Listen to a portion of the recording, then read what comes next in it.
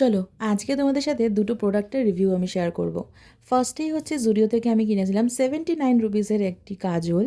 আর সেই কাজলটা কিন্তু আমি এই রিসেন্টলি ব্যবহার করেছিলাম আমার দুটো গেট রেডি উইথ মি ভিডিওতে, তোমরা দেখতে পেয়েছো।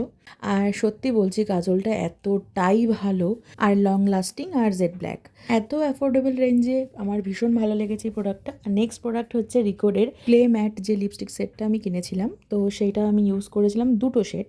তো দুটো শেডের মধ্যে দুটোই এত মারাত্মক ছিল, আমার তো ভীষণ পছন্দ হয়েছে। 10টা লিপস্টিক থাকে একটা সেটে, তো তার মধ্যে আমি শেড নাম্বার 6 প্রথমে ইউজ করেছিলাম, যেটা হচ্ছে রেড কালার। আমার ফেসে আমি বলেইছিলাম যে ডার্ক শেড বেশি মানায় নিউডের থেকে, তো যথারীতি আমি কিন্তু আমার গেট রেডি উইথ মিতে এগুলো কিন্তু আমি ইউজ করেছিলাম। একটা হচ্ছে শেড নাম্বার 7, একটা হচ্ছে শেড নাম্বার 6। ফার্স্ট ডেতে আমি ইউজ করেছিলাম শেড নাম্বার 6। এটা তোমরা দেখতেই পাচ্ছ কতটা সুন্দর, এই রেড কালারটা কিন্তু খুব ভালো লাগছিল দেখতে, জানি না ক্যামেরাতে কতটা বোঝা যাচ্ছে। আর নেক্সট শ্যুটে আমি ইউজ করেছিলাম শেড নাম্বার 7। এটাও কিন্তু বেশ অন্যরকম ডার্ক শেড, বেশ ভালো লাগছিল দেখতে। 10টার মধ্যে টোটাল দুটো আমার ইউজ করা হয়েছে, তাই এই দুটোর ভিডিও তোমাদের সাথে শেয়ার করলাম।